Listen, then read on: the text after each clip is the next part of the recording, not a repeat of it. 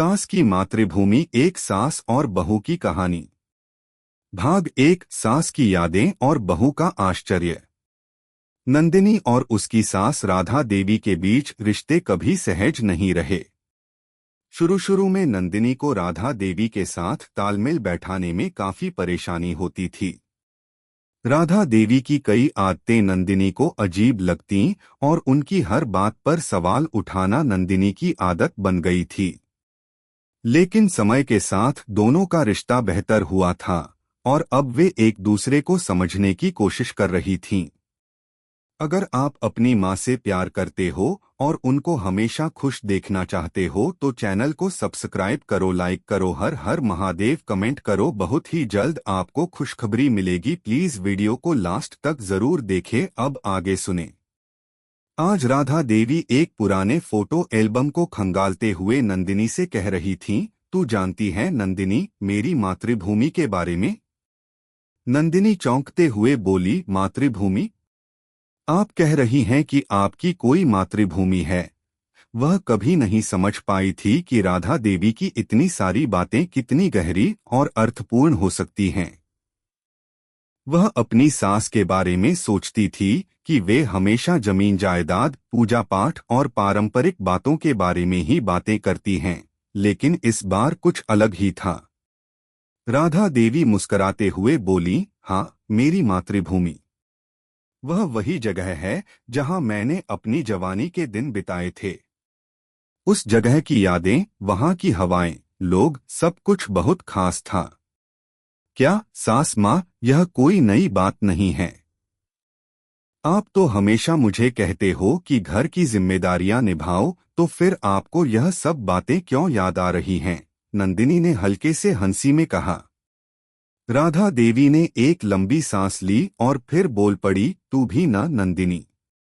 अगर तू जानती कि मैं किस जगह की बात कर रही हूँ तो शायद तुझे एहसास होता। मेरी मातृभूमि कोई साधारण जगह नहीं है। वह तो एक ऐसी जगह है जहां समय खुद रुक जाता है। नंदिनी और भी ज्यादा उलझ गई। सास माँ, यह तो और भी अजीब हो रहा है। क्या आप हमें कोई पुरानी कहानी सुना रही हैं? राधा देवी हंसी से बोली, कहानी नहीं, यह सच है। मेरे गांव की जो भी बात है वह किसी कहानी से कम नहीं है। जब मैं छोटी थी तो मेरा गांव बहुत ही खूबसूरत था। चारों ओर हरे भरे खेत थे, नदी के किनारे बसा हुआ था और आसमान में सूरज की किरणें हर सुबह हमारी जिंदगी को रोशन करती थीं। भाग 2, राधा देवी की मातृभूमि। नंदिनी ने ध्यान से सुना, क्या वह गांव अभी भी वैसा ही है? राधा देवी की आंखों में हल्का सा दर्द आया। नहीं, अब तो सब कुछ बदल गया है। जहां तक नजर जाती है वहां तक बंजर जमीन दिखाई देती है। लोग अब वहां काम की तलाश में बाहर जा रहे हैं। बहुत कम लोग वहां रहते हैं। लेकिन मेरे लिए वह जगह हमेशा वैसी ही रहेगी। नंदिनी को राधा देवी के शब्दों से थोड़ी दया सी हुई, लेकिन वह जानना चाहती थी कि राधा देवी के साथ क्या हुआ था। तो फिर आप वहां से क्यों चली आईं? क्या आपको वह जगह इतनी प्यारी थी? राधा देवी ने सिर झुका लिया और धीरे से बोली, तुझे याद है नंदिनी, जब मैंने तुझे अपनी शादी की कहानी सुनाई थी? तुम्हारे पिताजी से मेरी मुलाकात वहीं उस गांव में हुई थी। वह दिन भी कभी नहीं भूल सकती। नंदिनी को अचानक एहसास हुआ कि यह सिर्फ एक कहानी नहीं, बल्कि राधा देवी की जिंदगी की एक अनकही कहानी थी। वह और भी जिज्ञासु हो गई। क्या आप मुझे उस दिन के बारे में कुछ और बताना चाहेंगी? राधा देवी मुस्कराईं और कहने लगीं, ठीक है, अब तुझे बताती हूँ। वह दिन एक गर्मी की दोपहरी का था। मेरे गांव में गर्मी बहुत पड़ती थी, लेकिन हम फिर भी हर सुबह नदी में स्नान करने जाते थे। उस दिन जब मैं नदी में स्नान करने जा रही थी तो तुम्हारे पिताजी से मेरी मुलाकात हुई। वह भी स्नान करने आए थे। मैंने देखा वह बहुत अच्छे कपड़े पहने हुए थे, उनकी आंखों में एक अलग ही चमक थी। नंदिनी को लगा कि यह कहानी कुछ अलग है और उसका दिल धड़कने लगा।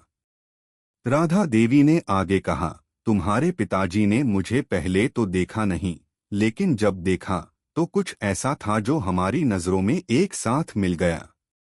हमारी पहली मुलाकात कुछ खास थी और उसी दिन से मैं जानती थी कि वह मेरे जीवन का हिस्सा बनेंगे। नंदिनी की आंखों में चौंकने की एक हल्की सी लकीर दिखी। सास माँ, तो क्या यह कोई प्रेम कहानी थी? राधा देवी हंसते हुए बोली, कह सकते हो, लेकिन वह कोई साधारण प्रेम कहानी नहीं थी। वह मेरे जीवन का सबसे बड़ा और सबसे महत्वपूर्ण मोड़ था। वह दिन आज भी मेरी यादों में ताजा है, जैसे कल ही की बात हो। भाग 3, नंदिनी का विचार। नंदिनी ने इस सब पर सोचना शुरू किया।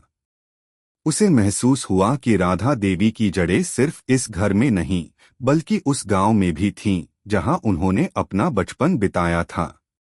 उसे यह भी समझ में आया कि किसी भी स्थान की अहमियत सिर्फ उसकी ऐतिहासिकता या भौगोलिक स्थिति से नहीं, बल्कि वहां बिताए गए अनुभवों से होती है। राधा देवी की मातृभूमि सिर्फ एक जगह नहीं थी, बल्कि वह एक समय था, एक जीवन था, एक प्रेम था। वह गहरी सोच में डूब गई। सास माँ, क्या मुझे भी कभी अपनी मातृभूमि की याद आएगी? राधा देवी ने एक हल्की मुस्कान के साथ जवाब दिया, निश्चित रूप से नंदिनी। जब तुम भी किसी खास जगह या किसी खास व्यक्ति के साथ जीवन के महत्वपूर्ण पल बिताओगी, तो तुम्हें भी अपनी मातृभूमि की याद आएगी।